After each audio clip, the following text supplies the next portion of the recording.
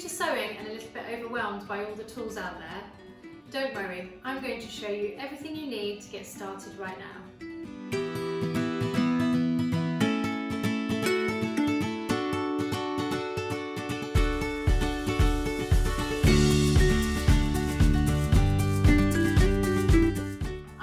From Studio 77. I've been a costume maker since 2002, working on such iconic films as Batman, X-Men, Star Wars and Justice League.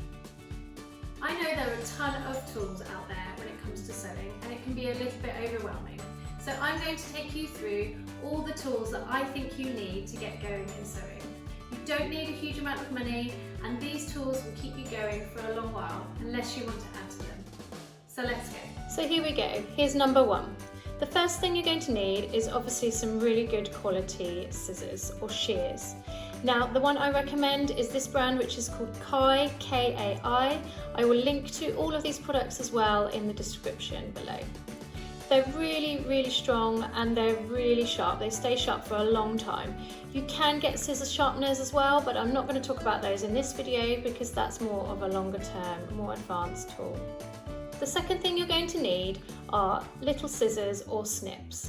I don't actually own any snips of my own. I know a lot of people recommend you have snips, but I find that these little scissors do a lot of different jobs as well as to snip the threads. It's important that you have small scissors as well as big scissors, because when you're doing your work at the machine, you're going to want to be able to just do little snips, and these can be a bit cumbersome. The third tool in your arsenal when you get started with sewing are, of course, pins. Now there are a few different choices and it can be a little bit confusing, but to begin with I would definitely just start with your regular pin as you would know it, with the metal end. You can also get glass-headed pins, there's small ones and larger ones, and there are clips as well, but don't worry too much about getting those to begin with, because you can always add these at a later date if you find a project that you need to have these for example quilting. They're quite good for the glass-headed pins and the clips are good if you're sewing leather, etc.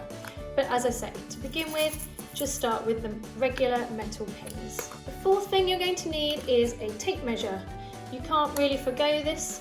It's so useful for just doing small little measurements, and obviously if you're dressmaking you have to have a tape measure to take your measurements and check all the different measurements of the pattern and your project as you're going along. I really recommend that you get to start sewing, and you can skip these next couple of steps, these next two steps, is a rotary blade.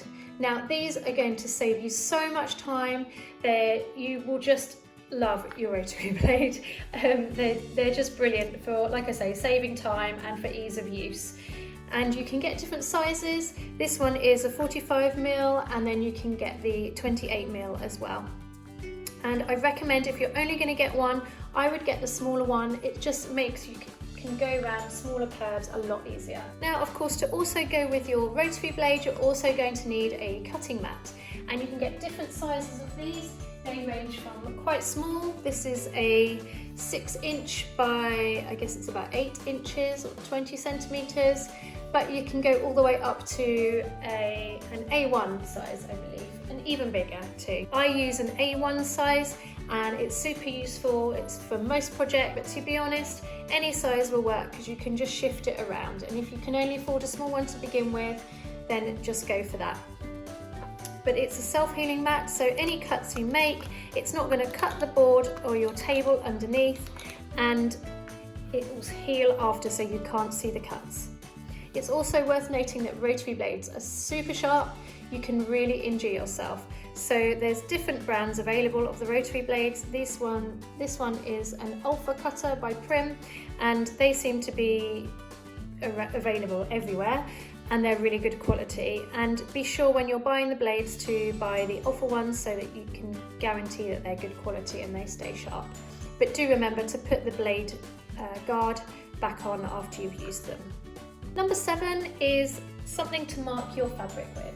Now again, there are so many different choices out there on the market, but if you can only get one or two, I would definitely recommend one of these or both of these. They are both by Clover and Prim, and this one has got the chalk inside. Now you can get traditional tailor's chalk, but I really wouldn't recommend it. They are cumbersome, they don't give you a fine line, whereas this, you're going to want one of these pretty soon if you start sewing, so I would just go straight for one of these. They have the powder in the chamber in the middle and you can get different colours, and then you just simply swipe it onto fabric and it leaves a line. The other option is the Prim chalk pen, and again, these are really good. They're also really good for stretch because you can kind of dot as you go, and as you can see, you can get really detailed markings.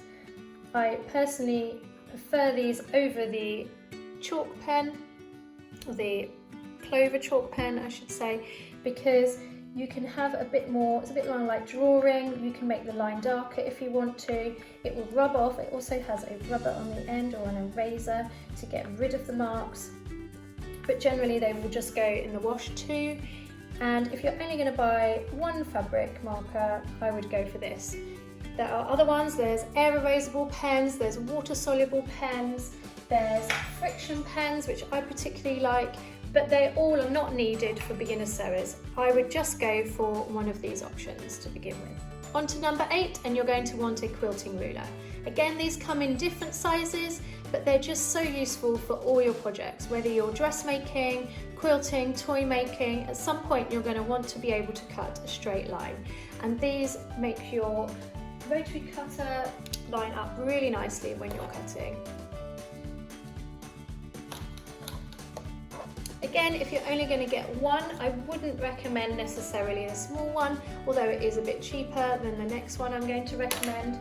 What I would recommend, which I absolutely love, are the Creative Grids rulers. Now they come again in different sizes. This particular one is 18.5 by 6.5 inches, and I find that it's met most of my needs. The reason why this one is really recommended is because on the back it actually has some frosted dots to keep your fabric in place so that it doesn't slip. I will pop the link in the description to where you can find your own. Next one I'm going to talk about is seam ripper, and usually you can get these really cheap, or sometimes they come with your sewing machine. They are just so needed because everybody makes mistakes. You can cut out your stitches with little snips or scissors, but I would recommend these because they're faster. Last but certainly not least is a sewing machine, because of course it's the most expensive part of your kit. Now don't worry, you don't have to spend a fortune on a sewing machine. If you can spend some money on it, it's going to future-proof your sewing journey, so it's always recommended. The best brands I have found are Genome, Brother, Pfaff, and if you can get your hands on a Bernina, then they, in my opinion, are the best. But like I say, to begin with, if you've been handed one down, that's amazing, or if you've got one secondhand, great. The main things you want to look for are just literally straight stitch and zigzag.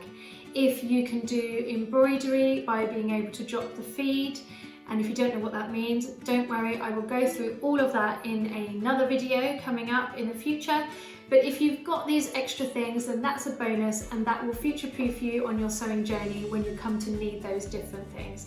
But to begin with, don't worry, whatever you've got is great, as long as it sews. And so there you have it.